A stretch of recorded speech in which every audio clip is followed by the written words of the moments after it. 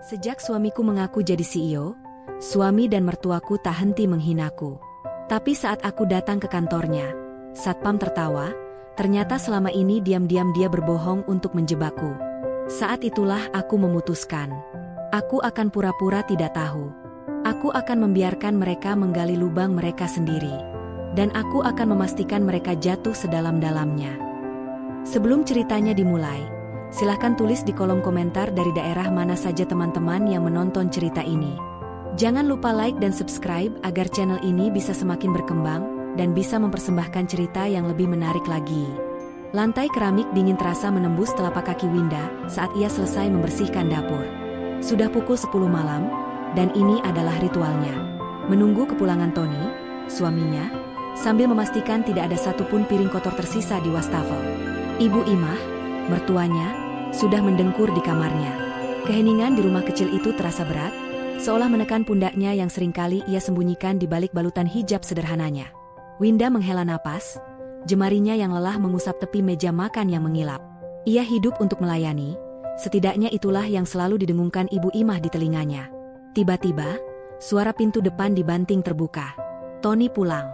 Tapi langkah kakinya tidak seperti biasa. Jika biasanya langkah itu berat dan lesu, malam ini terdengar hentakan penuh energi yang arogan. Winda buru-buru merapikan jilbabnya dan berjalan ke ruang tamu. Tony berdiri di tengah ruangan, melempar tas kerjanya sembarangan ke sofa. Jasnya, yang selalu tampak sedikit kebesaran, ia lepas dan lempar juga. Wajahnya memerah, tapi bukan karena marah. Itu adalah rona kemenangan yang membuat Winda merasa asing. "Ibu, Winda," teriak Tony, suaranya menggelegar. Ibu Imah tergopoh-gopoh keluar dari kamar, rambutnya yang kusut ditutupi seadanya dengan ciput tidur. "Ada apa, Tony?" malam-malam teriak. "Kayak di hutan saja," gerutunya. Tony tidak peduli. Dia membusungkan dadanya, dagunya terangkat tinggi. "Bu," katanya, suaranya bergetar penuh drama. "Mulai hari ini, hidup kita berubah. Anak ibu sudah resmi diangkat menjadi CEO." Hening sejenak. Winda mengerjap, mencoba mencerna informasi itu. "CEO? Tony? Suaminya yang sering mengeluh soal pekerjaannya yang tidak jelas itu?" Ibu Imah menutup mulutnya. Matanya yang tadinya mengantuk kini membelalak lebar. Lalu, dalam satu gerakan teatrikal yang mengejutkan, Ibu Imah menjatuhkan dirinya ke lantai. "Ya Allah, sujud syukur. Anakku jadi CEO." Ibu Imah benar-benar bersujud di lantai, menangis meraung-raung. "Akhirnya, Tony, akhirnya kamu buktikan siapa kamu. Akhirnya kita bisa keluar dari rumah sempit ini." Tony tertawa, tawa yang besar dan angkuh. Dia menarik ibunya berdiri dan memeluknya. "Tentu saja, Bu. Ibu kira aku main-main selama ini? Ini semua hasil kerja kerasku." Winda berdiri mematung di ambang pintu dapur. Dia ingin merasa bahagia. Sungguh, ini berita baik. Tapi ada sesuatu yang terasa salah. Cara Tony mengumumkannya, reaksi Ibu Imah yang berlebihan. Rasanya seperti menonton adegan sinetron yang sudah dihafal naskahnya. Dia melangkah maju perlahan. "Mas Tony selamat, ya? CEO di perusahaan apa, Mas?" tanyanya lembut. Tony dan Ibu Imah serentak menoleh padanya. Pelukan mereka terlepas. Wajah Ibu Imah yang tadinya basah air mata haru, kini mengeras menjadi cemoohan. Winda, kamu ini memang tidak mengerti apa-apa, ya? Pertanyaanmu itu tidak penting. Yang penting itu suamimu sekarang CEO. Orang besar." Tony mendengus. "Menara Agung. Puas? Sudah, sana buatkan aku kopi. Kopi paling mahal yang kita punya. Aku mau merayakan." Winda mengangguk patuh. "Baik, Mas." Malam itu adalah titik baliknya. Perlakuan mereka yang sebelumnya sudah seringkali dingin, kini berubah menjadi penghinaan terbuka. Saat Winda menyajikan kopi, Ibu Imah langsung mengomentari cangkirnya. "Cangkir begini, kamu mau bikin malu suamimu? Besok kita beli satu set cangkir porselen impor. Istri CEO tidak boleh pakai barang murahan." Saat makan malam keesokan harinya, Winda memasak rendang, makanan kesukaan Tony. Tapi Tony hanya mengaduk-aduk nasinya. "Masakanmu ini rasa kantin, Winda. Tidak ada levelnya. Besok aku mau makan malam di restoran hotel bintang 5. Kamu harus belajar standar hidup kita yang baru." "Tapi, Mas." Winda mencoba bersuara. "Tapi apa?" sela Tony tajam. Kamu itu sekarang istri pejabat tinggi perusahaan. Dandan sedikit. Lihat jilbabmu itu, kusam. Tidak pantas. Malu-maluin aku saja. Kamu itu tidak usah banyak tanya urusan kantor. Otak kamu tidak akan sampai. Urus saja dapurmu, dan pastikan kamu terlihat pantas bersanding denganku. Winda menunduk, menelan nasi yang terasa seperti pasir. Hinaan itu adalah strategi. Dia bisa merasakannya. Mereka ingin dia merasa kecil, merasa bodoh, merasa tidak pantas. Setiap hari, Ibu Imah akan membandingkannya dengan istri-istri pejabat yang ia lihat di televisi. Lihat itu, tasnya saja ratusan juta. Kamu, pakai tas hadiah pernikahan yang sudah buluk. Winda hanya diam. Dia menelan semuanya. Tapi dia bukan wanita bodoh. Dia cerdas, hanya saja kesabarannya sering disalahartikan sebagai kepasrahan. Dia tahu suaminya. Tony itu pemalas. Tony tidak punya riwayat pendidikan yang cemerlang. Bagaimana bisa dia melompat menjadi CEO di Menara Agung, salah satu gedung perkantoran paling elit di kota? Kecurigaan itu memuncak seminggu kemudian. Ibu Imah sedang pamer kepada tetangga lewat telepon, menceritakan betapa mewahnya kantor baru Tony. Winda, yang sedang mengepel lantai, mendengar percakapan itu. Iya, Jeng. Ruangannya di lantai paling atas. Pemandangannya seluruh kota. Ada meja kayu jati asli, kursinya saja puluhan juta. Tony, yang sedang duduk di sofa sambil membaca koran, lebih tepatnya, memelototi halaman bursa saham yang tidak ia mengerti, merasa terganggu dengan suara Winda mengepel. Dia berdecak kesal. Kamu ini berisik sekali.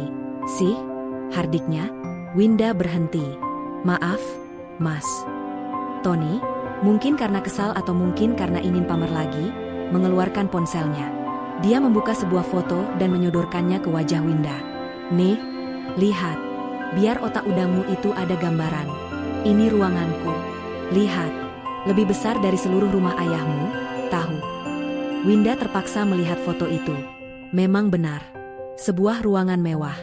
Meja besar mengilap, kursi kulit hitam yang gagah, dan jendela raksasa dari lantai ke langit-langit yang menunjukkan pemandangan kota dari ketinggian.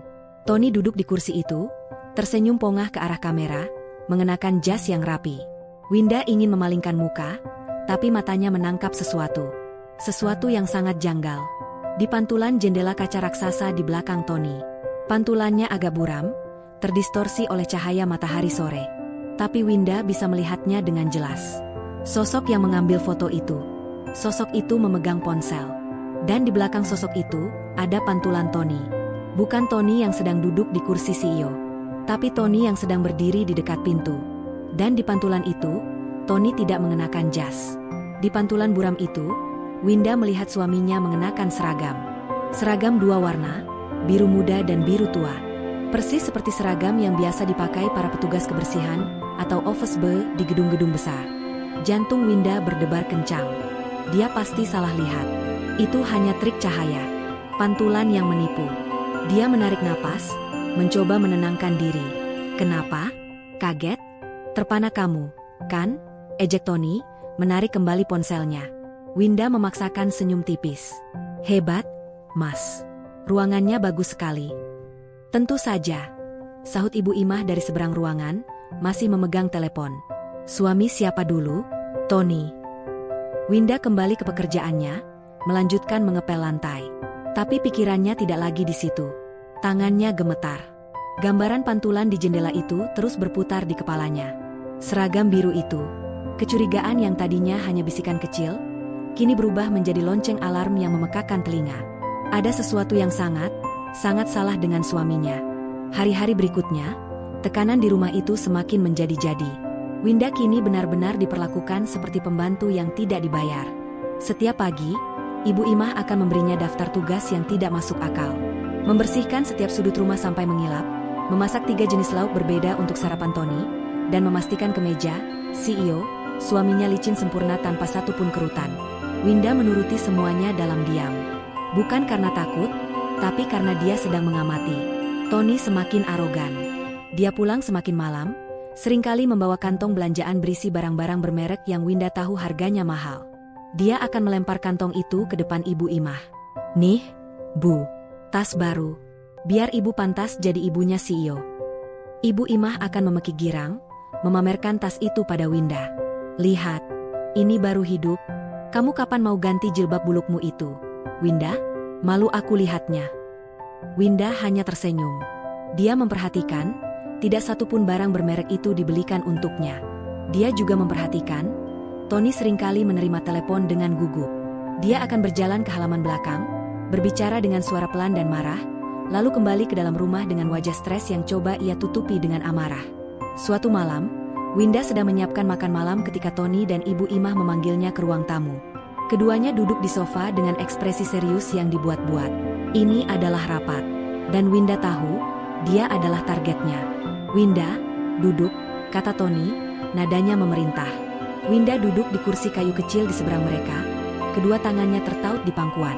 Ibu Imah berdeham, memulai sandiwara. Winda, kamu ini sayang tidak sama suamimu? Sayang tidak sama keluarga ini? Winda menatap mertuanya. Tentu saja saya sayang, Bu. Bagus kalau begitu, Ibu Imah mengangguk-angguk. Kalau sayang, kamu pasti mau membantu suamimu. Tony ini lagi ada proyek besar. Iya, kan, Nak? Tony mengangguk, mengambil alih. Dia mencondongkan tubuhnya ke depan, memasang wajah seorang pebisnis ulung. Begini, Winda. Aku jelaskan pakai bahasa sederhana, ya, biar kamu mengerti. Dia sengaja berhenti, menikmati penghinaan kecil itu. Perusahaan sedang mau ekspansi. Kita mau buka cabang baru di luar negeri. Ini proyek offshore yang sangat sensitif. Butuh modal cepat. Suntikan dana segar. Winda diam, mendengarkan dengan saksama. Para investor lama ragu-ragu. Biasa, birokrasi. Nah, aku sebagai CEO, punya kesempatan emas. Aku bisa memasukkan investor baru. Investor pribadi. Keuntungannya sangat besar. Kita bicara soal puluhan miliar dalam 6 bulan. Jantung Winda mulai berdebar lagi. Arah pembicaraan ini sudah bisa ia tebak. Papa kamu, lanjut Tony, matanya menatap Winda tajam. Pak Sanjaya, beliau punya uang, kan? Uangnya banyak. Kebanyakan mengendap di bank. Tidak produktif. Mas, potong Winda, suaranya pelan namun tegas. Maksud Mas? Jangan bodoh, Winda, bentak Ibu Imah, kehilangan kesabarannya. Maksud suamimu itu, minta Papa MU investasi. Masa begitu saja tidak mengerti? Tony mengangkat tangannya, menenangkan ibunya. Bukan minta, Bu. Menawarkan kesempatan emas. Aku butuh 10 miliar. Cepat, bilang sama Papa MU. Kalau beliau transfer minggu ini, aku jamin, 6 bulan lagi uangnya jadi 20 miliar. Ini win-win solution. Papa MU untung, aku juga bisa mengamankan posisiku sebagai CEO. Winda menatap suaminya. Kebohongan itu begitu nyata. Pantulan seragam OB di foto itu kembali terlintas. Seorang CEO perusahaan raksasa di Menara Agung, yang katanya mau ekspansi ke luar negeri, tapi butuh modal 10 miliar dari mertuanya, dan memintanya lewat istri yang setiap hari ia hina. Ini bukan bisnis. Ini penipuan. Kenapa, Mas? Winda bertanya dengan suara tenang, menahan gemetar. Kenapa perusahaan sebesar itu butuh uang dari Papa? Bukankah perusahaan punya modal sendiri? Punya bank? Wajah Tony memerah padam. Amarahnya meledak. Sudah aku bilang, otak kamu tidak akan sampai. Ini namanya strategi bisnis. Kamu mau menghalangi suamimu sukses. Hah? Kamu mau kita tetap tinggal di rumah peta ini selamanya? Kamu sengaja, kan? Kamu tidak suka aku lebih sukses dari ayahmu. Tony, tenang. Ibu Imah kini ikut panik melihat reaksi Winda yang tenang. Winda, dengar. Ini demi kebaikan kita semua. Kamu tinggal bilang saja ke Papa MU. Apa susahnya? Bilang saja, menantumu ini CEO hebat, mau kasih kesempatan Papa MU jadi lebih kaya. Gampang, kan? Winda menunduk sejenak. Dia menarik napas panjang. Dia tidak bisa melawan mereka sekarang. Tidak di sini. Dia butuh bukti yang lebih kuat. Baik, Mas. Baik, Bu, katanya sambil mengangkat wajah. Dia memasang ekspresi ragu yang dibuat-buat. Nanti Winda coba bicara sama Papa. Tony dan Ibu Imah saling pandang. Mereka mengira sudah menang. Tony tersenyum miring. Bagus. Memang seharusnya begitu. Jangan sampai kamu jadi istri durhaka yang menghalangi rezeki suami. Winda mengangguk, lalu berdiri. Saya permisi ke dapur dulu. Melanjutkan masak. Saat dia berbalik, senyum miring Tony dan Ibu Ima berubah menjadi senyum kemenangan yang licik. Winda mendengarnya, tapi dia terus berjalan. Di dapur, tangannya mencengkeram tepi meja begitu erat hingga buku-buku jarinya memutih. Dia harus tahu yang sebenarnya. Dia harus pergi ke Menara Agung. Keesokan harinya, Winda berdandan rapi. Dia memilih gamis terbaiknya dan hijab berwarna pastel yang bersih. Dia bilang pada Ibu Imah bahwa dia akan pergi ke pengajian di Masjid Agung. Ibu Imah mengizinkannya pergi, sambil mencibir agar Winda mendoakan proyek besar suaminya lancar. Winda naik taksi online. Jantungnya berdebar kencang sepanjang perjalanan. Dia merasa seperti mata-mata di film. Takut, tapi juga bertekad bulat. Dia harus melakukan ini, bukan hanya untuk dirinya, tapi untuk ayahnya, Pak Sanjaya, yang sudah bekerja keras seumur hidup. Dia tidak akan membiarkan ayahnya ditipu oleh menantunya sendiri. Taksi berhenti di depan lobi Menara Agung. Gedung itu menjulang tinggi, megah, dan berkilauan di bawah sinar matahari. Kaca-kaca birunya memantulkan langit. Orang-orang berlalu lalang dengan pakaian kerja mahal, langkah mereka cepat dan percaya diri. Untuk sesaat, Winda merasa kecil. Dia merapikan jilbabnya. Mungkinkah dia yang salah? Mungkinkah Tony benar-benar bekerja di sini? Mungkinkah pantulan foto itu hanya imajinasinya? Dia menarik napas, melangkahkan kakinya masuk ke lobi yang dingin ber-AC. Lantainya terbuat dari marmer impor yang begitu mengilap, hingga dia bisa melihat bayangannya sendiri. Suasananya sibuk namun senyap. Hanya terdengar bunyi ketukan sepatu hak tinggi dan dering lift. Winda berjalan lurus ke meja resepsionis yang panjang dan modern. Seorang wanita muda berpenampilan sangat profesional, menatapnya dengan senyum ramah. "Selamat siang, Ibu. Ada yang bisa saya bantu?" Winda menelan ludah, mencoba membuat suaranya terdengar biasa. "Selamat siang, Mbak. Saya Winda. Saya mau bertemu dengan suami saya, Pak Tony. Beliau CEO di sini." Senyum ramah di wajah resepsionis itu tidak berubah, tapi matanya sedikit mengerut. "Pak Tony? Baik, Ibu. Boleh saya tahu nama lengkap beliau? Dan dari perusahaan apa?" Tony Firmansyah," kata Winda. "Perusahaannya saya kurang yakin, Mbak. Beliau hanya bilang, beliau CEO di Menara Agung." Resepsionis itu mengangguk paham. Dia mulai mengetik di komputernya. Winda menunggu, jantungnya serasa ingin melompat dari dadanya. Dia memilin-milin ujung jilbabnya. Resepsionis itu menatap layar, mengerutkan kening, mengetik lagi, memeriksa daftar lain. Lalu dia melihat direktori besar di dinding. Dia kembali ke komputernya. Beberapa detik terasa seperti berjam-jam. Akhirnya, resepsionis itu mengangkat wajahnya. Senyumnya masih profesional, tapi ada nada bingung yang tidak bisa disembunyikan. "Maaf, Ibu Winda." Jantung Winda berhenti berdetak. "Saya sudah periksa direktori seluruh perusahaan di gedung ini," lanjut resepsionis itu. "Tidak ada nama Tony Firmansyah di jajaran direksi atau CEO kami." Mungkin salah eja," suara Winda bergetar. Resepsionis itu menggeleng pelan. "Saya sudah cari berdasarkan nama Tony saja. Tidak ada satupun CEO di seluruh gedung Menara Agung ini yang bernama Tony." Darah serasa mengalir dari wajah Winda. Kakinya lemas. Jadi benar, semua itu bohong. Tapi suami saya." Resepsionis itu menatapnya dengan iba. "Maaf, Ibu. Mungkin suami Anda bekerja di gedung lain?" Winda tidak bisa berpikir. Kebohongan ini terlalu besar. CEO palsu. Untuk apa?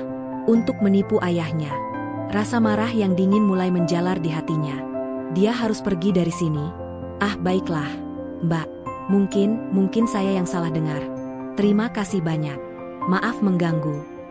"Sama-sama, Ibu." Winda berbalik badan, berjalan terhuyung-huyung menuju pintu keluar. Kepalanya pusing. Jadi, apa pekerjaan Tony sebenarnya? Bagaimana dia bisa mengambil foto di ruang CEO itu? Dan di mana dia sekarang? Saat Winda hampir sampai di pintu putar, dia melihat seorang satpam yang berdiri tegak di dekat posnya. Satpam itu, Pak Agus, tampak ramah dan kebapakan. Winda tiba-tiba mendapat ide. Resepsionis mungkin hanya tahu nama-nama besar, tapi satpam tahu semua orang yang keluar masuk gedung. Winda mengubah arah dan berjalan menghampiri Pak Agus. Dia harus memastikan satu hal lagi. Winda berjalan pelan menuju pos satpam. Pak Agus, pria berumur 50-an dengan kumis rapi dan seragam yang licin, memperhatikannya datang dengan tatapan bertanya yang ramah. Dia tampak seperti orang yang bisa dipercaya, tipe pria yang telah melihat ribuan orang datang dan pergi setiap hari. Winda menguatkan hatinya.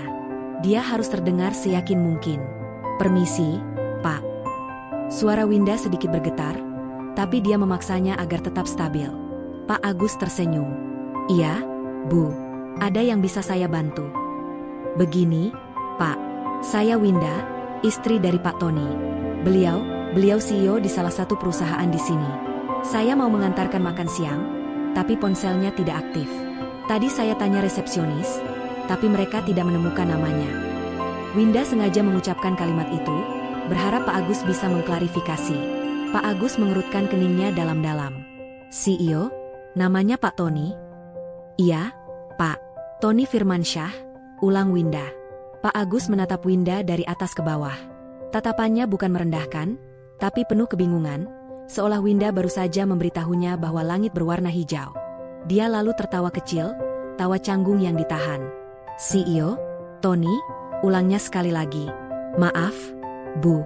Ibu ini bercanda, ya?" Dada Winda terasa sesak. "Saya serius, Pak. Suami saya bilang." "Tony?" potong Pak Agus, masih dengan nada tidak percaya. "Setahu saya, yang namanya Tony di gedung ini cuma satu orang, Bu. Dan dia..." Pak Agus menghentikan kalimatnya, seolah tidak enak hati. Dia melihat Winda yang berhijab rapi, wajahnya tulus dan penuh harap. Pak Agus seperti tidak tega.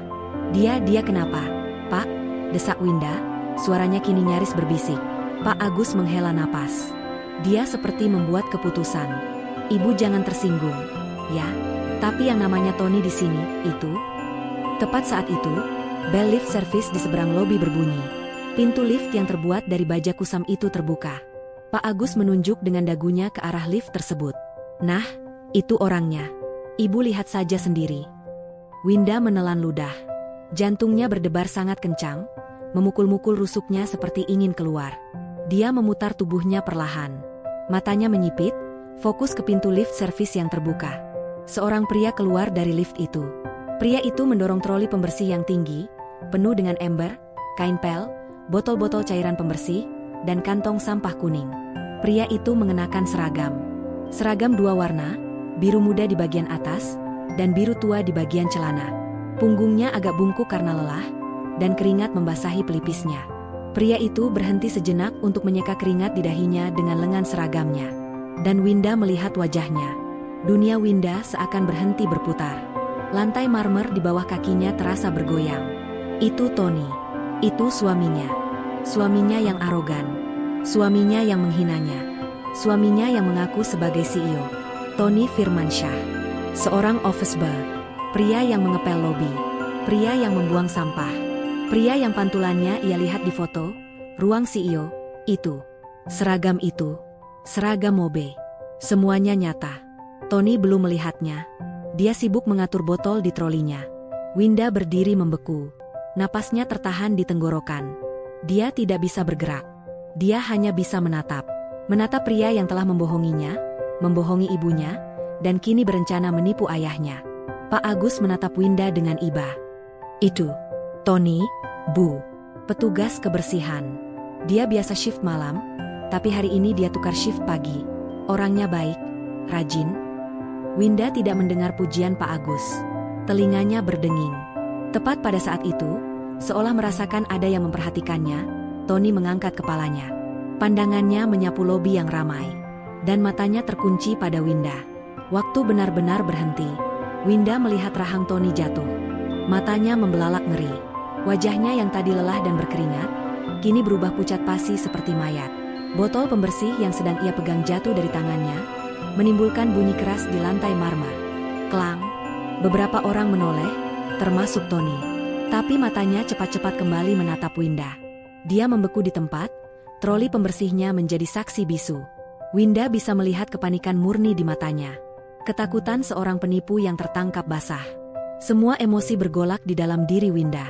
Rasa sakit, amarah, kecewa, penghinaan. Dia ingin berlari ke sana, menampar wajahnya, menjerit di depan semua orang. Pembohong, penipu. Tapi dia tidak melakukannya. Dalam sepersekian detik yang terasa seperti selamanya itu, otaknya bekerja dengan cepat. Jika dia membuat keributan sekarang, Tony akan punya alasan. Dia akan mengelak. Dia akan memutarbalikkan fakta. Dia akan menjadikan Winda terlihat seperti istri gila. Tidak. Dia tidak akan memberi Tony kepuasan itu.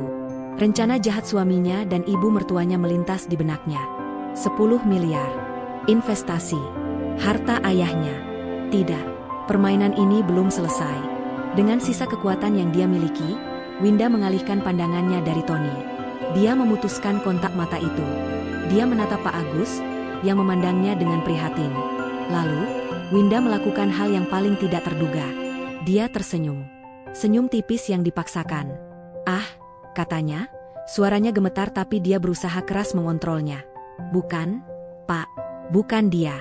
Saya pasti salah gedung. Maaf, Pak. Suami saya tidak mirip dia." Winda segera mengeluarkan ponselnya dari dalam tas. Dia mengangkat ponsel itu ke telinganya, seolah sedang menerima panggilan penting. Dia berbalik badan, memunggungi Tony yang masih mematung di dekat lift service. "Halo? Halo, Pak." Winda mulai berjalan cepat menuju pintu keluar. "Iya, ini Winda. Oh, Papa di kantor?" Iya, Pak." Dia tidak menoleh ke belakang. Dia tidak peduli jika Tony mengejarnya atau memanggilnya. Dia hanya perlu keluar dari gedung itu. Dia berjalan melewati pintu putar, matanya lurus ke depan, napasnya tersengal-sengal. Dia berhasil. Dia keluar dari lobi. Udara panas di luar langsung menerpa wajahnya, kontras dengan dinginnya AC di dalam. Dia terus berjalan, ponsel masih menempel di telinga. Dia berjalan menyusuri trotoar, gemetar hebat, sebelum akhirnya memberi isyarat pada taksi yang lewat. Begitu pintu taksi tertutup, benteng pertahanannya runtuh. Winda terisak. Bukan isakan keras, tapi isakan pelan yang menyakitkan. Air mata mengalir deras membasahi hijabnya. Dia menutup mulutnya agar sopir taksi tidak mendengar. Dia menangis bukan hanya karena dibohongi. Dia menangis karena penghinaan yang dia terima selama ini. Dia, seorang sarjana ekonomi yang memilih menjadi istri rumah tangga demi mengabdi pada suami, dihina habis-habisan oleh seorang pria yang bahkan tidak punya keberanian untuk jujur soal pekerjaannya. "Otak kamu tidak akan sampai," ejekan Tony bergema di telinganya. Ironis. Sangat ironis. Dia menangisi kebodohannya sendiri karena mempercayai pria itu.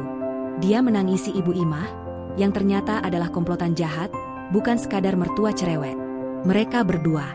Mereka merencanakan ini. Foto itu.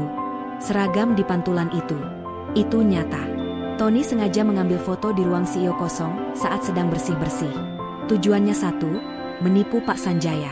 Winda menangis selama 10 menit perjalanan. Sopir taksi itu meliriknya dari kaca spion dengan cemas, tapi tidak berkata apa-apa. Lalu, Winda berhenti. Dia menarik napas dalam-dalam. Dia menyeka air matanya dengan punggung tangannya. Selesai. Cukup. Rasa sakit itu berubah menjadi sesuatu yang lain. Sesuatu yang dingin, keras, dan tajam. Amarah. Bukan amarah buta, tapi amarah yang terfokus. Jika Tony dan Ibu Imah ingin bermain drama, baiklah, Winda akan menurutinya. Tapi mereka salah memilih pemeran utama wanita. Mereka pikir mereka mendapatkan domba yang penurut. Mereka tidak tahu, mereka baru saja membangunkan seekor singa betina. Dia akan mengikuti permainan mereka. Dia akan membiarkan mereka menggali lubang mereka sendiri. Dia akan memberi mereka tali, dan dia akan menonton mereka menggantung diri mereka sendiri dengan keserakahan mereka. Winda merapikan hijabnya. Dia melihat pantulan wajahnya di jendela taksi. Matanya merah dan bengkak, tapi tatapannya kini tajam. "Putar balik, Pak," katanya tiba-tiba. "Kemana, Mbak?" tanya sopir taksi. "Supermarket. Saya mau beli bahan-bahan masakan mewah. Saya akan memasak makan malam paling enak malam ini." Sopir itu bingung, tapi menurut. Winda bersandar di kursi. Rencana mulai tersusun di kepalanya. Dia akan menjadi istri, CEO, yang paling penurut. Dia akan menjadi umpan yang sempurna. Dan dia akan memastikan, saat jebakannya terpasang, tidak akan ada jalan keluar bagi Tony dan Ibu Imah. Permainan baru saja dimulai. Winda tiba di rumah 1 jam kemudian, menenteng 2 kantong belanjaan besar berisi bahan makanan mahal. Daging sapi impor, udang galah segar, sayuran organik, dan beberapa bumbu impor yang harganya selangit. Dia sengaja menggunakan sisa uang belanja yang diberikan Tony. Dia perlu membangun panggungnya. Ibu Imah sedang menonton televisi di ruang tamu. Suara sinetron sore memenuhi ruangan. Dia melirik Winda dengan curiga. "Dari mana saja kamu?" katanya. "Pengajian? Kok pulangnya bawa belanjaan sebanyak ini? Buang-buang uang." Winda tersenyum, senyum termanis yang bisa ia kumpulkan. "Ini untuk makan malam, Bu. Spesial. Tadi di pengajian, Ustadzah bilang kita harus memuliakan suami. Apalagi suami Winda sekarang CEO. Winda mau masak enak malam ini." Kecurigaan di wajah Ibu Imah luntur, digantikan oleh ekspresi puas. "Nah, begitu. Itu baru benar. Sudah sadar kamu rupanya. Bagus. Sana masak yang benar. Jangan sampai keasinan lagi." "Siap, Bu," kata Winda riang, lalu melenggang ke dapur. Di dapur, senyum Winda lenyap. Dia mulai bekerja. Tangannya bergerak cepat dan efisien. Memotong daging, membersihkan udang, meracik bumbu. Tapi pikirannya 1000 kali lebih cepat. Dia menyusun skenario. Dia tahu Tony pasti pulang dengan rasa takut yang luar biasa. Tony melihatnya di lobi. Tony tahu Winda tahu. Atau setidaknya, Tony mengira Winda tahu. Itu adalah keuntungan Winda. Tony pasti sedang panik. Memikirkan kebohongan apalagi yang harus dia ciptakan untuk menutupi kebohongan sebelumnya. Apakah dia harus mengaku? Apakah dia harus marah? Winda tahu suaminya. Tony pengecut. Dia tidak akan mengaku. Dia akan memilih untuk berbohong lagi. Malam itu, Tony pulang sangat larut. Jauh lebih larut dari biasanya. Pukul 11 malam. Winda dan Ibu Imah, yang menggerutu karena harus menunggu lama, sedang duduk di meja makan. Meja itu penuh dengan hidangan mewah yang aromanya memenuhi rumah. Pintu depan terbuka pelan. Tony masuk seperti pencuri. Langkahnya ragu-ragu. Wajahnya kusut dan pucat. Dia jelas tidak menyangka akan melihat Winda dan ibunya masih terjaga, duduk di depan pesta makan malam. Saat melihat Winda, mata Tony memancarkan ketakutan. Dia mengamati wajah istrinya, mencari tanda-tanda kemarahan, kekecewaan, atau tuduhan. Tapi yang dia temukan adalah senyuman Winda. "Mas Tony, sudah pulang?" sapa Winda dengan lembut, seolah tidak ada apa-apa. "Ayo, Mas, makan dulu. Aku masak spesial buat Mas. Pasti capek." "Ya, meeting sampai malam." Tony membeku di tempat. Ini adalah reaksi yang paling tidak dia duga. Dia menatap Winda, lalu ke ibunya, lalu ke meja makan. Ibunya tampak sama bingungnya. Kamu masak semua ini?" tanya Tony, suaranya serak. "Iya, dong," sahut Ibu Imah, yang lebih dulu pulih dari kebingungannya. "Winda bilang dia mau memuliakan kamu. Ayo, Tony, cuci kaki tanganmu, kita makan. Ibu sudah lapar dari tadi nungguin kamu." Tony masih menatap Winda. Dia berjalan pelan ke meja makan, tidak melepaskan pandangannya dari istrinya. Dia duduk. Winda segera mengambilkan piring, mengisinya dengan nasi, udang bakar madu, dan tumis daging sapi lada hitam. Dia menyajikannya di depan Tony. "Silakan dimakan, Mas," kata Winda. Tony menelan ludah. Dia bingung setengah mati. Apa yang terjadi? Apakah Winda tidak melihatnya? Apakah dia berhalusinasi di lobi tadi siang? Atau, apakah Winda melihatnya, tapi mengira dia adalah OB yang mirip dengannya? Tony melirik ibunya. Ibu Imah, yang tidak tahu apa-apa soal kejadian di lobi, langsung menyantap makanan dengan lahap. "Wah, enak ini, Winda, tumben masakanmu benar." Tony mulai makan. Dia makan dalam diam. Pikirannya berkecamuk. Dia harus menguji Winda. "Winda," katanya di sela-sela kunyahan. "Kamu, tadi siang, kemana saja?" Winda mengangkat wajahnya dari piring, menatap Tony dengan mata jernih. "Oh, aku ke pengajian di Masjid Agung, Mas. Seperti yang aku bilang ke ibu. Kenapa memangnya?" "Tidak," kata Tony cepat. "Tidak apa-apa. Cuma tanya." Dia lega. Sangat lega. Jadi Winda benar-benar tidak melihatnya. Atau mungkin Winda memang ke Masjid Agung dan tidak pernah ke Menara Agung. Resepsionis atau satpam pasti tidak melaporinya. Dia aman. Kebohongannya aman. Aroganinya mulai kembali. Dia sudah lolos dari lubang jarum. Dia merasa tak terkalahkan. Ibu Imah, yang sudah selesai makan, menatap Tony penuh harap. "Jadi bagaimana, Tony? Soal investasi itu, kapan Winda mau bicara sama ayahnya?" Tony menyeringai. Sekarang saatnya. Dia menatap Winda. Iya, Winda. Bagaimana? Ini kesempatan emas buat Papa MU. Winda meletakkan sendok dan garpunya. Dia menatap Tony dan Ibu Imah bergantian. Inilah saatnya. Dia menarik napas. Dia memasang wajah gembira yang dibuat-buat. Mas, Ibu, katanya dengan suara bergetar haru. Winda punya kabar baik. Tony dan Ibu Imah langsung mencondongkan tubuh ke depan. Mata mereka berbinar.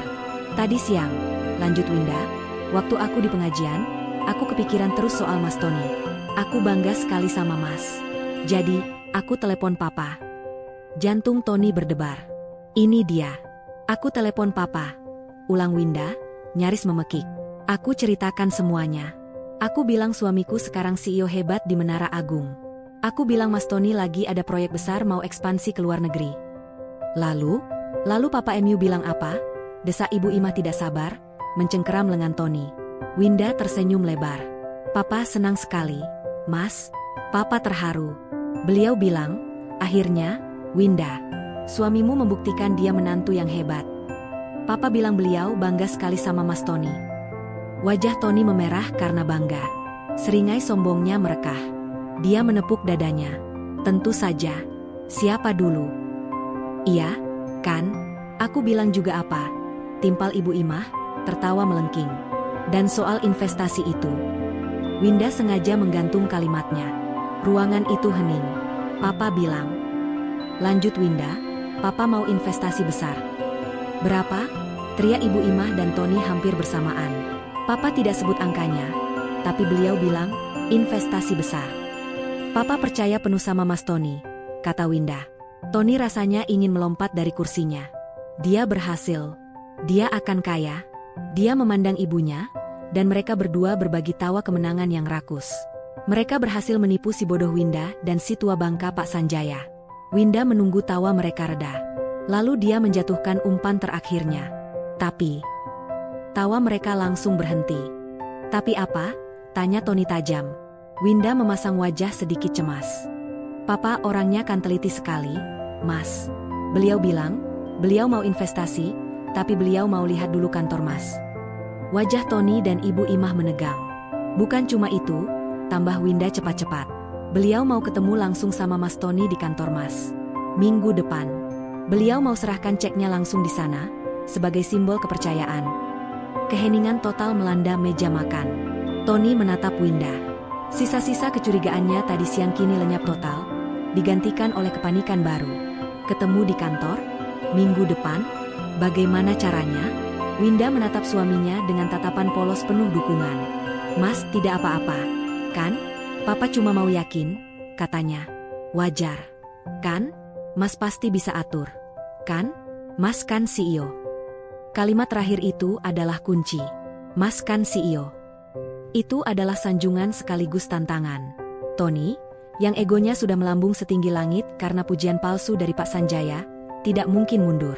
Mundur berarti mengakui ada yang salah. Dia menelan ludah. Dia melirik ibunya. Ibu Imah memberinya tatapan, atur saja bagaimanapun caranya. Tony memaksakan tawa. Tawa yang kaku. Tentu saja bisa, sayang. Hal kecil itu. Bilang sama Papa MU, atur saja waktunya. Minggu depan, aku akan sambut beliau di kantorku. Dengan karpet merah. Asyik. Winda bertepuk tangan seperti anak kecil. Aku tahu Mas Tony pasti bisa. Aku bangga sekali. Winda berdiri. Ya sudah, Winda bereskan piring dulu, ya. Kalian lanjut saja mengobrolnya. Dia membawa piring-piring kotor ke dapur. Begitu dia membelakangi mereka, senyum di wajahnya lenyap. Dia mendengar Tony dan Ibu Imah mulai berbisik-bisik panik di meja makan. Gimana ini, Tony? Kantor? Tenang, Bu. Aku bisa sewa. Aku bisa atur. Yang penting uangnya cair. Winda tersenyum sinis sambil mencuci piring. Jebakan telah dipasang. Waktu telah ditentukan. Dia memberi mereka waktu 1 minggu. 1 minggu bagi mereka untuk menyiapkan panggung sandiwara terbesar mereka. Dia mengeringkan tangannya. Dia berjalan ke kamarnya, meninggalkan suami dan mertuanya yang sedang menyusun skenario penipuan mereka. Winda menutup pintu kamarnya pelan. Dia menguncinya. Dia duduk di tepi tempat tidur. Dia mengambil ponselnya. Dia membuka kontak ayahnya. Dia tidak akan menelepon. Terlalu berisiko. Dia mengetik sebuah pesan singkat. Pak, Tony dan ibunya berencana menipu papa. Mereka butuh 10 miliar. Mereka akan mengundang papa ke kantor Tony minggu depan. Aku mohon, Pak, ikuti permainanku. Jangan bereaksi apa-apa dulu. Pura-pura tertarik. Winda punya rencana. Dia menekan tombol kirim. Pesan terkirim. Winda menatap ponselnya. Sekarang, dia tidak sendirian lagi.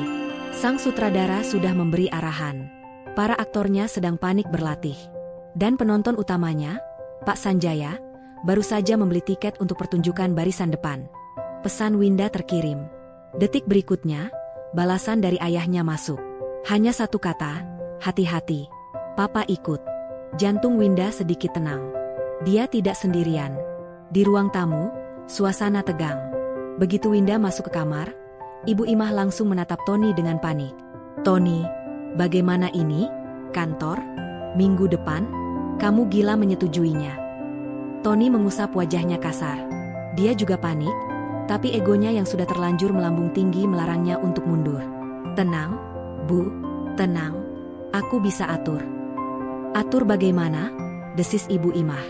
Kita mau tunjukkan apa? Lobi Menara Agung? Terus bilang kamu CEO-nya? Begitu Pak Sanjaya tanya ruanganmu, kita mau bilang apa? Lagi direnovasi? Bukan, bentak Tony. Ibu pikir aku sebodoh itu? Aku tidak akan pakai Menara Agung. Terlalu berisiko. Si Winda bisa-bisa nekat ke sana lagi? Atau Pak Sanjaya tanya resepsionis? Habislah kita. Tony mondar-mandir di ruang tamu sempit itu. Otaknya bekerja keras. Dia harus terlihat profesional. Dia butuh kantor sungguhan. Aku akan sewa virtual office, katanya tiba-tiba. Bukan, yang lebih bagus. Servicet office. Kantor siap pakai yang mewah. Kita sewa untuk 1 hari. Banyak di pusat bisnis. Ibu Imah terdiam, memproses ide itu. Sewa? Pakai uang apa? Daun? Itu masalahnya, gerutu Tony. Pasti mahal. Belum lagi, aku harus bayar beberapa orang. Bayar orang? Tentu saja, Bu. Masa CEO sendirian di kantor? Aku butuh sekretaris palsu. Manajer keuangan palsu. Biar Pak Sanjaya yakin. Aku bisa panggil Riko dan Bima. Mereka pasti mau asal dibayar. Ibu Imah memijat pelipisnya. Rencana ini semakin rumit dan semakin mahal. Tapi bayangan 10 miliar, uang tunai dari Pak Sanjaya, membuat matanya kembali berbinar. Keserakahan mengalahkan ketakutannya. Ya sudah. Lakukan. Berapa biayanya? Ibu ada simpanan sedikit. Cincin kawin ibu. Jual saja. Tony mendengus. Cincin kawin ibu paling laku berapa? Tidak akan cukup. Kita butuh uang besar. Uang cepat. Tony berhenti mondar-mandir. Dia menatap ponselnya. Ada satu cara. Cara yang berisiko, tapi paling cepat. Keesokan paginya, Winda bersikap seperti biasa. Dia membuat sarapan, membersihkan rumah, dan melayani suami serta mertuanya dengan senyum patuh. Dia pura-pura tidak mendengar suara bisik-bisik tegang dari kamar Ibu Imah tadi malam. Dia juga pura-pura tidak melihat Tony yang sibuk menelepon di teras, berbicara dengan nada memelas tapi mendesak. Siang itu, Winda izin keluar lagi. Kali ini dia bilang mau membeli benang rajut. Ibu Imah mengizinkannya, terlalu sibuk memikirkan rencana besar mereka. Tapi Winda tidak pergi ke toko benang. Dia kembali ke Menara Agung. Dia menemui Pak Agus, sang satpam, di posnya. Pak Agus, sapa Winda lembut. Pak Agus tampak kaget melihatnya. Loh, Ibu ada apa lagi? Winda mengeluarkan amplop berisi uang kopi yang lumayan tebal. Dia memberikannya pada Pak Agus. Pak, saya tahu suami saya bohong. Saya tahu dia OB di sini.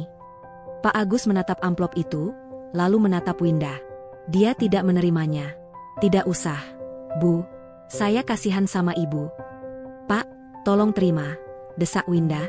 Saya bukan minta Bapak berbohong. Saya cuma minta informasi. Saya harus melindungi ayah saya. Suami saya, dia berencana menipu ayah saya. Mendengar kata menipu, raut wajah Pak Agus mengeras. Dia benci ketidakadilan. Dia akhirnya mengangguk pelan dan menerima amplop itu. Apa yang perlu Ibu tahu? Foto itu, kata Winda. Foto dia di ruang CEO. Apa dia sering melakukannya? Pak Agus menghela napas. Oh, si Tony. Dia memang sering bikin ulah. Sering sekali kami pergoki dia foto-foto di ruang meeting dewan direksi di lantai 30 kalau sudah malam. Waktu kantor kosong. Dia bilang untuk pamer ke pacarnya. Ternyata untuk menipu istri sendiri. Kurang ajar. Winda mengepalkan tangannya. Terima kasih, Pak. Informasi ini sangat berharga. Winda bergegas pergi. Tujuannya berikutnya adalah toko elektronik. Dia menggunakan uang simpanan rahasianya, uang pemberian ayahnya jauh sebelum dia menikah. Dia membeli alat perekam suara digital terkecil namun paling sensitif yang bisa dia temukan. Malam itu, saat Tony dan Ibu Imah sedang fokus menonton televisi, Winda diam-diam menyelipkan alat perekam itu di bawah sofa ruang tamu, menempelkannya di rangka kayu, tersembunyi dengan sempurna. Tepat seperti dugaannya. Setelah dia pura-pura tertidur di kamar, Tony dan Ibu Imah memulai rapat mereka di ruang tamu. Winda tidak bisa tidur. Dia menunggu fajar. Pagi-pagi sekali, sebelum Tony dan Ibu Imah bangun, dia mengambil kembali alat perekam itu. Dia masuk ke kamar mandi, mengunci pintu, dan menyumpal telinganya dengan earphone.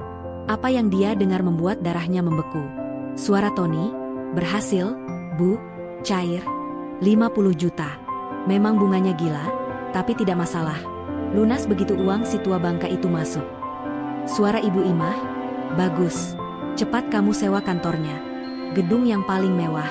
Jangan tanggung-tanggung. Bayar juga si Riko dan Bima. Suruh mereka pakai jas. Suara Tony, tenang, Bu. Sudah beres. Gedung Premier Tower, lantai 25. Sudah aku sewa untuk hari Rabu. Riko jadi manajer keuangan, Bima jadi sekretaris. Aku sudah cetak kartu nama palsu. Sempurna. Suara Ibu Imah, pintar anak ibu. Setelah Pak Sanjaya tanda tangan cek, langsung kita cairkan. Habis itu, terserah kamu, Tony. Mau kamu apakan si Winda itu? Sudah tidak ada gunanya dia. Suara tawa Tony terdengar. Iya, Bu. Kita ceraikan saja si Winda bodoh itu. Kita nikmati hidup kita. Tangan Winda gemetar hebat. Dia menyimpan rekaman itu. Air matanya nyaris jatuh. Tapi dia menahannya. Ini bukan waktunya menangis. Ini waktunya berperang. 50 juta. Tony baru saja mendapatkan uang tunai 50 juta dari pinjaman online. Uang itu untuk menjebaknya. Winda tersenyum dingin. Uang itu harus dia habiskan. Winda keluar dari kamar mandi dengan wajah segar, seolah dia baru saja tidur nyenyak. Dia sudah tahu apa yang harus dia lakukan. Uang pinjol Tony tidak boleh utuh sampai hari Rabu. Dia harus mengacaukan anggaran mereka. Dia menghampiri Tony dan Ibu Imah yang sedang sarapan di meja makan. Keduanya tampak sangat gembira pagi itu. Senyum mereka lebar, seolah baru memenangkan lotre. Tentu saja, pikir Winda, mereka merasa 10 miliar sudah di depan mata. Pagi, Mas. Pagi, Bu. Sapa Winda dengan nada manja yang dibuat-buat. Pagi, sahut Tony singkat, terlalu sibuk dengan ponselnya. Mungkin sedang mengatur virtual office-nya. Winda duduk di depan mereka. Dia tidak menyentuh makanannya. Dia menunduk, memainkan ujung jilbabnya, dan mulai sesenggukan pelan. Isakan itu langsung menarik perhatian Ibu Imah. Kenapa lagi kamu ini? Pagi-pagi sudah menangis. Bikin sial saja. Tony mengangkat kepalanya, tampak kesal. Ada apa sih, Winda? Aku lagi sibuk. Winda mengangkat wajahnya. Matanya sengaja ia buat berkaca-kaca. Mas, Ibu, aku gugup sekali mau ketemu Papa hari Rabu. Gugup kenapa? Bentak Ibu Imah. Bagus. Kan? Papa MU mau kasih kita uang. Bukan itu, Bu, kata Winda sambil terisak. Aku malu. Malu sama penampilan aku. Tony dan Ibu Imah saling pandang, tidak mengerti. Winda melanjutkan. Papa itu orangnya sangat teliti. Beliau tahu semua harga barang. Beliau pasti lihat penampilanku dari atas ke bawah. Beliau tahu jilbabku ini sudah 3 tahun. Beliau tahu tasku ini tas murahan. Nanti beliau curiga, Mas. Curiga apa? Tanya Tony tajam. Curiga, masa istri seorang CEO penampilannya begini kusam? Masa istrinya tidak terawat? Nanti Papa berpikir Mas ini bohong. Nanti Papa tidak jadi investasi. Winda mengucapkan kalimat terakhir itu dengan nada panik. Perkataan Winda menusuk tepat di ketakutan terbesar mereka. Tony terdiam. Dia melihat Winda. Benar juga. Winda dengan gamis lamanya dan jilbab kusamnya memang tampak menyedihkan. Ayahnya yang kaya raya pasti akan curiga. Terus kamu maunya apa? Tanya Tony. Suaranya sudah tidak sabar. Winda menatap suaminya dengan mata berbinar. Mas kan baru dapat bonus besar? Winda sengaja menyebut itu. Dia tahu Tony baru dapat uang. Belikan aku perlengkapan baru, Mas. Biar aku pantas jadi istri CEO. Biar papa yakin 100%. Belikan aku tas baru, perhiasan, baju baru yang bagus. Ya, Mas. Ini demi kelancaran rencana kita, kan? Apa? Wajah Tony memerah. Uang. Lagi-lagi uang. Kamu gila? Aku tidak punya uang untuk foya-foya. Uang itu untuk operasional kantor. Operasional apa? Tanya Winda polos. Kantor Mas kan sudah besar. Kamu tidak mengerti, bentak Tony. Tapi di luar dugaan, Ibu Imah menepuk paha Tony. Tony, tunggu, katanya pelan. Ibu Imah menatap Winda, berpikir keras. Otak liciknya bekerja. Benar juga kata Winda. Ibu, pekik Tony, tidak percaya ibunya memihak Winda. Dengar dulu, potong Ibu Imah. Penampilan Winda itu penting. Itu bagian dari presentasi kita. Pak Sanjaya itu orang kaya, matanya jeli. Kalau dia lihat anaknya masih pakai barang buluk, dia pasti berpikir bisnis kamu belum stabil. Dia bisa ragu. Kita tidak boleh gagal di detik-detik terakhir. Winda dalam hati bersorak. Keserakahan Ibu Imah adalah sekutu terbaiknya. Ibu Imah menatap Tony. Belikan. Turuti saja maunya. Anggap saja ini investasi tambahan. Setelah 10 miliar cair, kamu bisa beli pabrik tasnya sekalian. Tony tampak frustrasi. Dia terjebak. Dia baru saja dapat 50 juta. Dia tidak bisa bilang tidak punya uang. Di satu sisi, dia harus menyewa kantor dan aktor. Di sisi lain, dia harus mendandani istrinya agar penipuan ini terlihat meyakinkan. Arg. Baiklah, teriak Tony sambil membanting sendoknya. Baik, siap-siap kamu. Kita ke mall sekarang. Tapi jangan banyak tingkah. Beli yang perlu saja. Iya, Mas. Terima kasih, Mas. Winda tersenyum penuh kemenangan. Hari itu, Tony terpaksa membawa Winda ke mall paling mewah di kota. Dengan hati yang terbakar amarah, dia menggesek kartu debitnya, menghabiskan uang pinjol berbunga tinggi itu. Winda, dengan akting polosnya, memilih tas bermerek yang harganya lumayan mahal. Yang ini saja, Mas. Kelihatannya profesional. Gesek. Saldo berkurang. Winda memilih set gamis dan hijab desainer. Warnanya kalem. Mas, kelihatan mahal. Gesek. Saldo berkurang lagi. Winda berhenti di toko perhiasan. Papa pasti cari cincin di jariku. Yang ini saja, Mas. Gelang emas tipis. Biar tidak kosong. Gesek. Dalam 3 jam, Tony telah menghabiskan hampir 20 juta dari uang pinjolannya. Wajahnya pucat. Uang untuk menyewa kantor dan membayar Riko Bima menipis. Saat mereka berjalan pulang ke parkiran, Winda menenteng semua tas belanjaannya dengan wajah berseri-seri. Tony menggerutu di belakangnya. Di tengah kekesalannya, Tony tidak sadar Winda sedang mengirim pesan singkat ke ayahnya. Pak, aku berhasil kuras sebagian uangnya. Mereka makin panik. Hari Rabu, di Premier Tower, lantai 25. Pastikan papa siap. Di rumah, Ibu Imah menyambut mereka. Dia memeriksa barang-barang belanjaan Winda dengan mata berbinar. Bagus, bagus. Nah, begini baru pantas jadi menantuku. Ibu Imah kemudian menatap Tony yang sedang duduk merosot di sofa. Sudah, jangan lemas begitu. Anggap saja uang hilang sedikit. Nanti hari Rabu kita dapat gantinya 1000 kali lipat. Ibu Imah tertawa puas, lalu mengelus tas baru Winda. Sabar, ya, nak Tony. Nanti kalau uang Papa Sanjaya sudah cair, kita beli pabrik tasnya.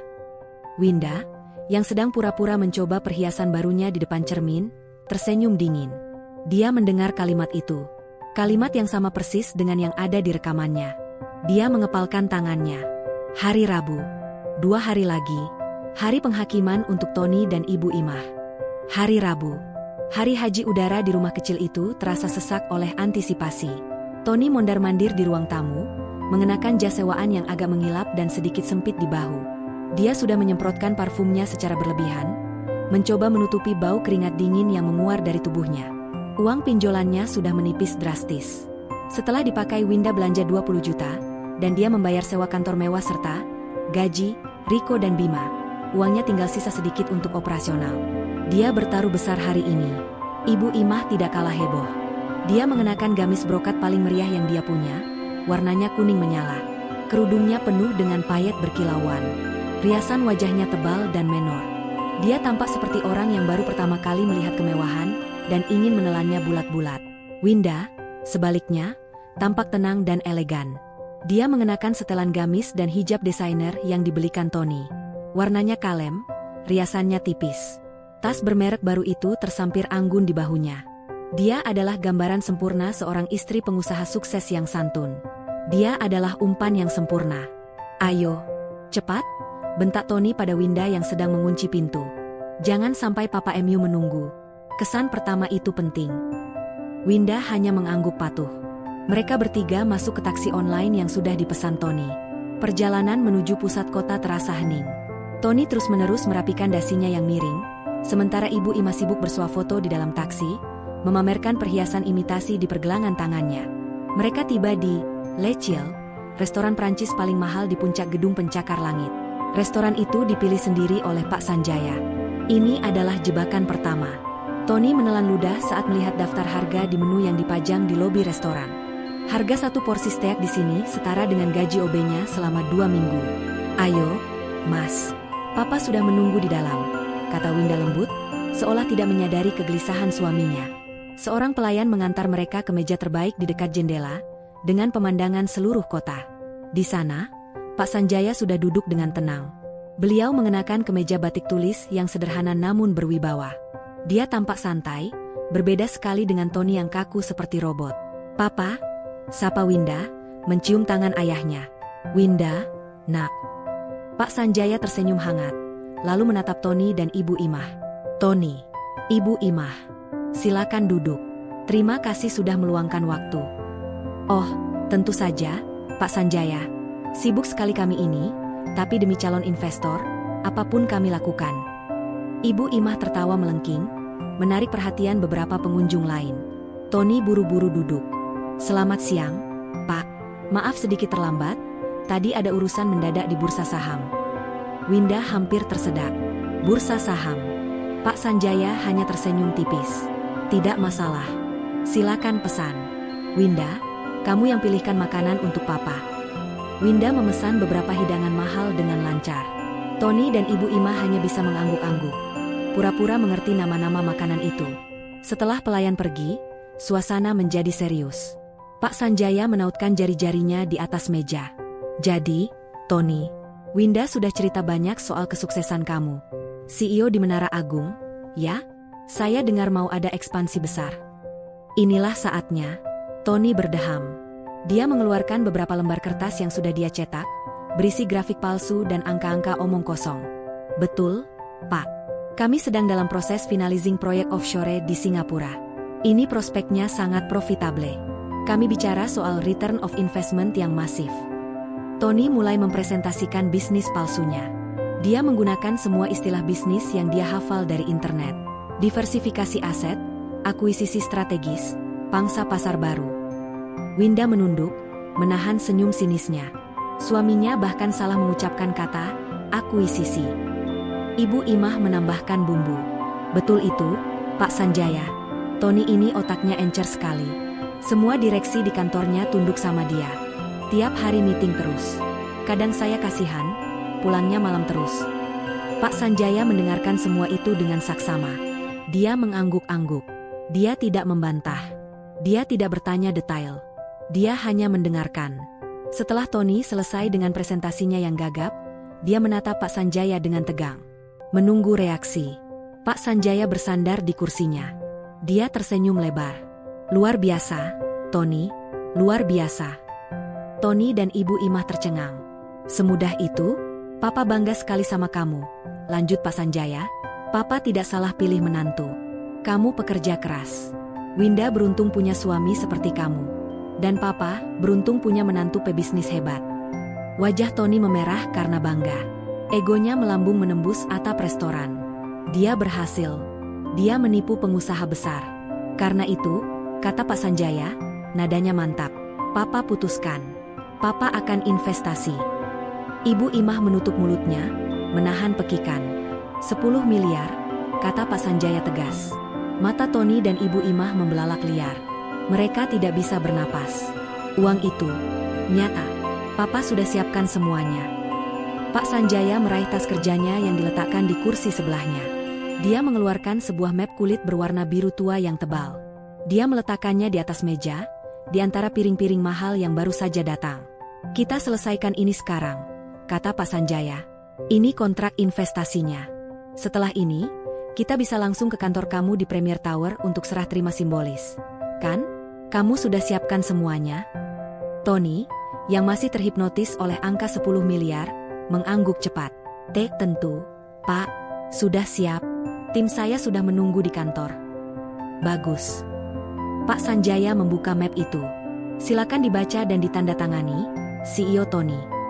Tony menatap lembaran kontrak di atas meja. Tangannya gemetar hebat. Ini dia. Puncak dari semua kebohongan dan sandiwaranya. 10 miliar. Dia bisa merasakan tatapan ibunya yang penuh keserakahan, mendesaknya untuk cepat. Dia meraih pulpen mahal yang disodorkan oleh Pak Sanjaya. Dia membuka halaman terakhir, mencari tempat tanda tangan. Tunggu. Suara tenang Pak Sanjaya menghentikan gerakan tangan Tony. Tony mendongak. Wajah ayah mertuanya tidak lagi tersenyum ramah. Wajahnya datar, dingin, dan penuh perhitungan. Jangan buru-buru, Tony, kata Pak Sanjaya. Papa ini orang kuno. Papa selalu percaya, perjanjian harus dibaca dengan teliti. Apalagi ini menyangkut uang besar. Jantung Tony mulai berdebar tidak karuan. Iya, Pak. Tentu. Pak Sanjaya membalik beberapa halaman ke tengah kontrak. Dia menunjuk satu pasal dengan jari telunjuknya. Papa cuma mau kamu baca satu pasal ini. Pasal 5. Ini pasal standar di semua kontrak bisnis Papa. Pasal tentang kepercayaan dan konsekuensi. Coba kamu baca keras-keras. Tony menelan ludah. Ruangan restoran yang ramai tiba-tiba terasa senyap. Dia mencondongkan tubuhnya. Matanya menyapu tulisan di pasal 5. Dia membacanya dengan suara pelan dan bergetar. Pasal 5. Jaminan keterangan. Penerima investasi, dalam hal ini Saudara Tony Firmansyah, menjamin bahwa semua data, status, jabatan, dan informasi perusahaan yang diberikan kepada investor adalah benar adanya dan dapat dibuktikan secara hukum. Dia berhenti. Keringat mulai membasahi kerah kemejanya. Lanjutkan, perintah Pak Sanjaya, suaranya dingin. Tony melanjutkan. Apabila di kemudian hari ditemukan bahwa penerima investasi terbukti melakukan penipuan data, memberikan keterangan palsu mengenai jabatan, status perusahaan, atau itikat buruk lainnya. Bagian konsekuensinya, Tony, desak Pak Sanjaya. Tony gemetar. Maka penerima investasi wajib mengembalikan 200% dari total nilai investasi sebagai ganti rugi. Winda, yang diam sejak tadi, berbisik. 200% dari 10 miliar, itu 20 miliar. Mas. Mata Tony membelalak. 20 miliar. Ini jebakan. Dia tidak mungkin menandatangani ini. Dia menatap Pak Sanjaya dengan ngeri. Dia lalu melirik ibunya. Dia berharap ibunya mengerti bahayanya. Tapi Ibu Imah, yang dibutakan oleh angka 10 miliar, sama sekali tidak melihat adanya masalah. Dia hanya melihat angka 20 miliar sebagai gertakan. Kenapa diam, Tony? Desak Ibu Imah, menyenggol kaki Tony dengan keras di bawah meja. Tanda tangan. Papa MU kan percaya sama kamu. Itu kan cuma tulisan formalitas. Kamu kan memang CEO. Apa yang mau ditakutkan? Tapi, Bu. Bisik Tony, panik. Tanda tangan. Desis Ibu Imah lagi, matanya melotot. Jangan bikin papa mertuamu ragu. Cepat. Tony terjepit. Di satu sisi, ada denda 20 miliar yang mustahil. Di sisi lain, ada 10 miliar yang sudah di depan mata. Jika dia mundur sekarang, Pak Sanjaya pasti curiga. Penipuannya akan terbongkar sia-sia. Uang pinjol 50 juta akan menghantuinya. Dia akan hancur. Tapi jika dia tanda tangan, dia percaya dia bisa lolos. Riko dan Bima sudah menunggu. Kantornya sudah siap. Setelah tanda tangan, uang cair, dia bisa kabur bersama ibunya. Pak Sanjaya tidak akan bisa menemukannya. Didorong oleh keserakahan dan desakan ibunya, Tony membuat keputusan fatal. Dia mengambil pulpen itu. Dia memaksakan tawa kaku. Ah, pasal standar. Ya, Pak. Tentu saja. Saya mengerti. Saya kan CEO betulan, jadi tidak ada yang perlu dikhawatirkan. Dengan tangan yang basah oleh keringat, Tony membubuhkan tanda tangannya di atas meterai. Nama, Tony Firmansyah, kini terikat secara hukum pada denda 20 miliar. Begitu pulpen terangkat, Pak Sanjaya langsung menarik kontrak itu.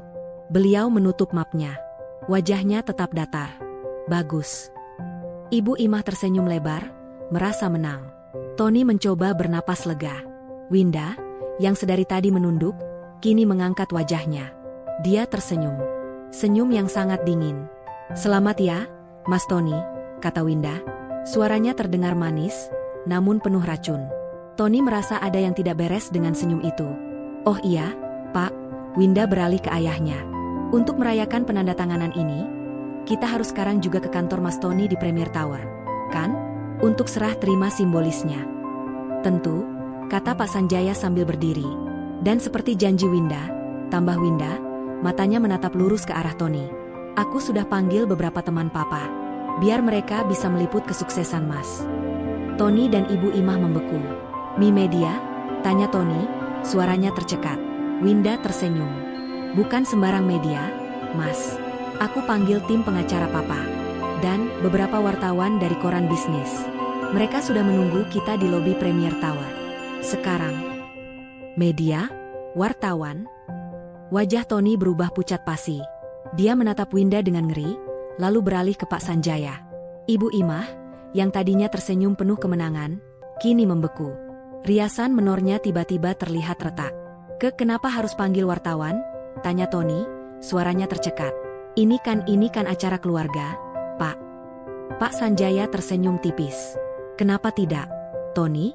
Bukankah ini pencapaian besar? CEO muda, proyek internasional. Papa pikir kamu akan senang. Papa ingin seluruh dunia tahu betapa hebat menantu papa. Winda menambahi dengan nada polos yang menusuk. Iya, Mas. Biar semua orang tahu. Biar semua teman arisan Ibu Imah lihat. Biar semua tetangga kita tidak bisa meremehkan kita lagi. Tony dan Ibu Imah terjebak. Menolak kedatangan media berarti mengakui ada yang disembunyikan. Menerimanya berarti bunuh diri massal. Tapi penipuan sudah terlanjur berjalan sejauh ini. Uang pinjaman sudah dihabiskan. Kontrak 20 miliar sudah ditandatangani. Mundur sekarang tidak ada gunanya. Tentu saja, kata Tony, memaksakan tawa yang terdengar seperti orang tercekik. Tentu saja saya senang. Ayo kita ke Premier Tower. Tim saya sudah menunggu. Perjalanan dari restoran mewah ke Premier Tower adalah perjalanan terburuk dalam hidup Tony dan Ibu Imah. Mereka duduk di kursi belakang taksi, sementara Winda dan Pak Sanjaya duduk tenang di mobil terpisah di depan mereka. Ibu Imah tidak lagi bersuah foto. Dia mencengkeram lengan Tony begitu erat, hingga kukunya membenam. Tony, bagaimana ini, wartawan? Bisik Ibu Imah panik, bibirnya gemetar. Kamu yakin Riko dan Bima bisa akting? Diam, Bu, desis Tony.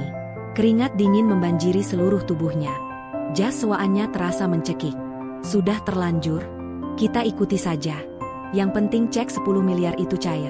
Setelah itu kita kabur. Peduli setan dengan wartawan. Premier Tower menjulang lebih angkuh dari Menara Agung. Lobinya berlapis marmer hitam yang mewah. Dan benar saja, di dekat pilar utama, sekelompok 5 orang pria berjas rapi sudah menunggu. Mereka tidak terlihat seperti wartawan biasa. Mereka terlihat tajam dan serius. Sanjaya, sapa pria yang paling tua, menjabat tangan Pak Sanjaya. Tim kami sudah siap. Bagus, kata Pak Sanjaya.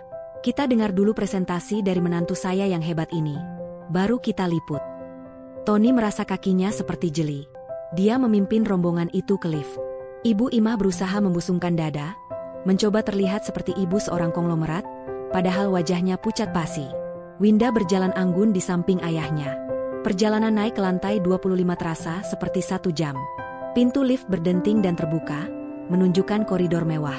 Di ujung koridor, sebuah pintu kayu besar dengan pelang kuningan bertuliskan, Tirta Mandiri Group, sudah terbuka.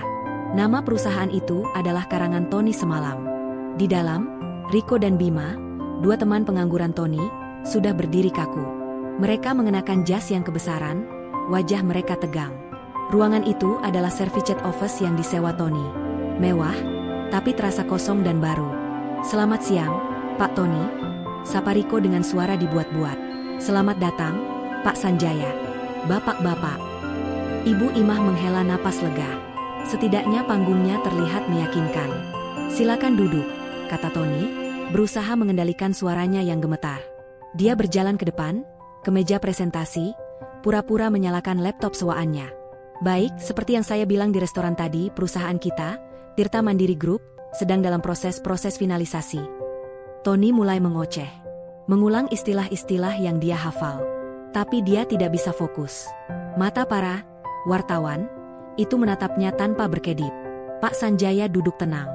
Winda menatapnya dengan senyum sinis yang tidak lepas dari wajahnya.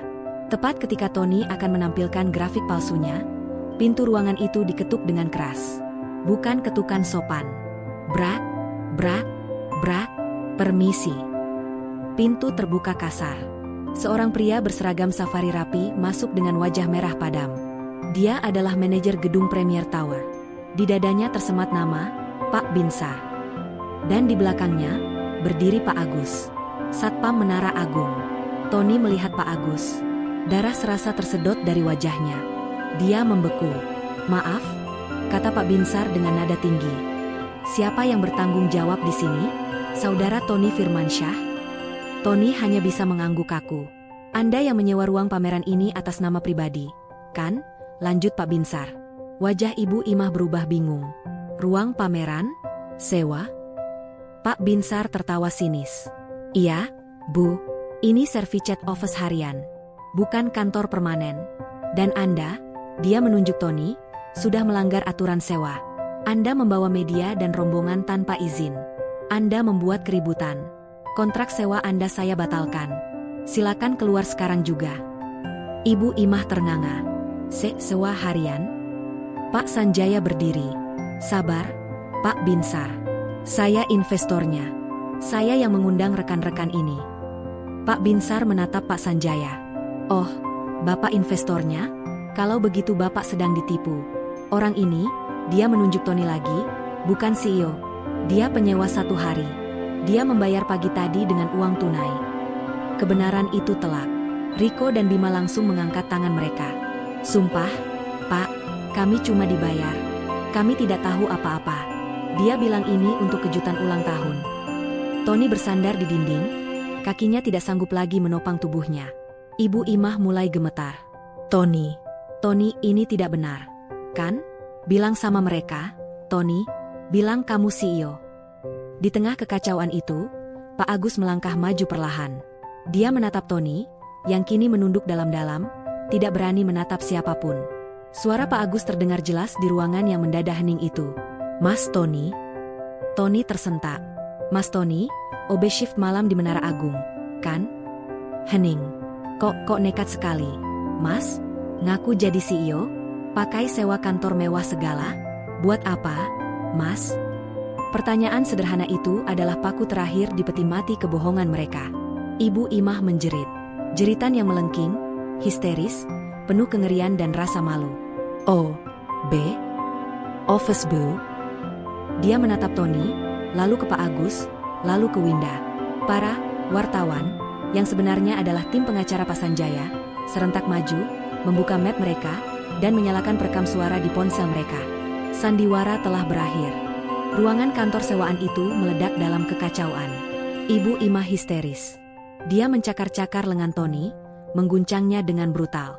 "Tony, jawab, Tony. Ini tidak benar, kamu bohong, kan? Bilang ini bohong." Tapi Tony tidak menjawab. Dia hanya bersandar di dinding, matanya kosong menatap lantai marmer palsu. Dia kalah telak. Permainannya selesai. Di tengah jeritan Ibu Imah, Pak Sanjaya melangkah maju dengan tenang. Dia berjalan ke meja tempat Tony tadi berdiri. Dia mengambil kontrak yang baru saja ditandatangani Tony di restoran. Dengan gerakan pelan, dia melemparkan map kulit itu ke depan wajah Tony. Kertas-kertas berhamburan. "CEO palsu," desis Pak Sanjaya, suaranya dingin dan menusuk. Seorang OB yang punya akting hebat. Dia menunjuk kontrak yang jatuh di kaki Tony. "Itu tanda tanganmu. Itu pasal 5. Sesuai perjanjian kita yang sah secara hukum, kamu, Tony Firmansyah, sekarang berhutang padaku 20 miliar rupiah. Tim pengacara saya akan mengurus tagihannya. Sekarang. Ibu Imah berhenti menjerit. Napasnya tercekat. 20 miliar. Angka itu menghantamnya seperti palu godam. Masih mau mengelak, Mas? Suara Winda terdengar tenang. Dia berdiri di samping ayahnya. Semua mata tertuju padanya. Wajahnya yang tertutup hijab tidak menunjukkan emosi, tapi matanya berkilat tajam. Masih mau bilang Ibu Imah tidak tahu apa-apa? Masih mau bilang ibu hanya korban? Winda mengeluarkan ponselnya. Dia menekan satu tombol. Sabar, Bu. Nanti kalau uang Papa Sanjaya sudah cair, kita beli pabrik tasnya. Suara Ibu Imah sendiri, hasil rekaman Winda, memenuhi ruangan itu. Ibu Imah membeku. Winda menekan tombol lagi. Iya, Bu. Kita ceraikan saja si Winda bodoh itu. Sudah tidak ada gunanya dia. Suara tawa Tony yang angkuh, yang direkam Winda dari balik pintu kamar, kini terdengar mengerikan di ruangan itu. Rekaman itu adalah bukti final. Bukti adanya niat jahat. Bukti adanya persekongkolan. Riko dan Bima, yang melihat kesempatan untuk menyelamatkan diri, langsung bersuara. Kami bersaksi, Pak. Mereka merencanakan ini. Kami dipaksa ikut. Wajah Ibu Imah berubah dari pucat menjadi kelabu. Dia menatap Winda dengan kebencian murni. Dia sadar. Wanita berhijab yang dia anggap bodoh, polos, dan penurut ini telah menghancurkannya. Kamu. Desis Ibu Imah. Kamu menjebak kami. Aku hanya memberikan tali, jawab Winda dingin. Kalian sendiri yang mengikat leher kalian dengan keserakahan. Tepat saat itu, pintu ruangan kembali terbuka. Kali ini, bukan Pak Binsar. 3 pria berbadan besar dan berwajah keras masuk. Mereka melihat keramaian itu, tapi tatapan mereka terkunci pada satu orang. Tony Firmansyah, kata pemimpin mereka. Pinjaman online 50 juta. Jatuh tempo hari ini. Bunganya sudah jalan. Bayar sekarang. Ini adalah pukulan terakhir. Debt collector. Windalah yang memberitahu mereka kapan dan di mana Tony akan berada, dengan janji palsu bahwa Tony akan mendapat uang besar hari ini. Tony terkepung. Di satu sisi, pengacara menuntut 20 miliar. Di sisi lain, debt collector menuntut 50 juta. 2 orang petugas polisi berseragam, yang telah dihubungi oleh tim pengacara Pak Sanjaya, akhirnya tiba. Tony dan Ibu Imah tidak bisa berkutik. Mereka dituduh melakukan percobaan penipuan berat dan terencana. Buktinya tidak terbantahkan. Kontrak yang ditandatangani, rekaman suara pengakuan, kesaksian Pak Agus, dan pengakuan Riko Bima. Saat Tony dan Ibu Imah digiring keluar dari kantor sewaan itu, mereka benar-benar hancur. Ibu Imah tidak lagi histeris, dia hanya menangis tanpa suara, riasannya luntur berantakan.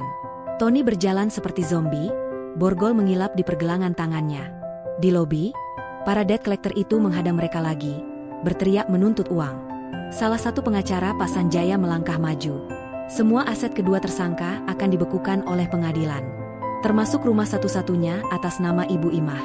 Aset itu akan kami sita sebagai pembayaran cicilan awal denda 20 miliar. Habis, mereka kehilangan segalanya. Uang, kehormatan, kebebasan, dan rumah. Semuanya lenyap dalam satu sore. 6 bulan kemudian, Winda berdiri di depan jendela kaca raksasa di ruang kantornya. Dia menatap pemandangan kota. Ironisnya, dari kantor barunya, dia bisa melihat gedung Menara Agung, tempat semua ini dimulai. Dia bukan lagi Winda, si istri rumah tangga yang diremehkan. Setelah perceraiannya dikabulkan dengan cepat, ayahnya memintanya kembali ke dunia yang dulu ia tinggalkan. Winda kini adalah direktur pengembangan bisnis di perusahaan ayahnya, Sanjaya Group. Dia adalah CEO dalam arti yang sesungguhnya. Dia baru saja selesai memimpin rapat akuisisi perusahaan baru. Rapat berjalan lancar. Dia berjalan keluar ruangan, stafnya mengangguk hormat. Presentasi yang bagus, Bu Winda. Terima kasih. Lanjutkan proposalnya, jawabnya tegas namun ramah. Di koridor, seorang OB muda tidak sengaja menyenggol trolinya, hingga menumpahkan sedikit air di lantai. OB itu panik melihat Winda. Maaf, Bu, maaf. Saya akan bersihkan. Winda berhenti. Dia tersenyum. Senyum yang tulus. Tidak apa-apa, Mas. Hati-hati, ya. Lantainya licin. Semangat kerjanya. OB itu tertegun melihat kebaikan Winda, lalu tersenyum lega. "Baik, Bu, terima kasih." Winda melanjutkan langkahnya. Dia tiba di lobi gedungnya sendiri. Pintu mobil sedan mewah terbuka. Pak Agus, dengan seragam security pribadi yang gagah, membukakan pintu untuknya. Setelah insiden itu, Pak Sanjaya merekrut Pak Agus sebagai kepala keamanan pribadi Winda. "Mobil siap, Bu Winda," kata Pak Agus hormat. "Terima kasih, Pak Agus." Winda masuk ke mobil. Dia bersandar di kursi kulit yang nyaman. Dia teringat hari itu. Hari di mana dia melihat suaminya mendorong troli pembersih. Rasa sakit itu sudah lama hilang. Yang tersisa hanyalah rasa syukur atas kebenaran yang terungkap. Dia mengambil ponselnya, menelepon ayahnya. "Halo, Pak. Rapatnya sukses. Aku pulang sekarang." Dia menutup telepon, menatap matahari terbenam yang mewarnai langit Jakarta, dan tersenyum damai.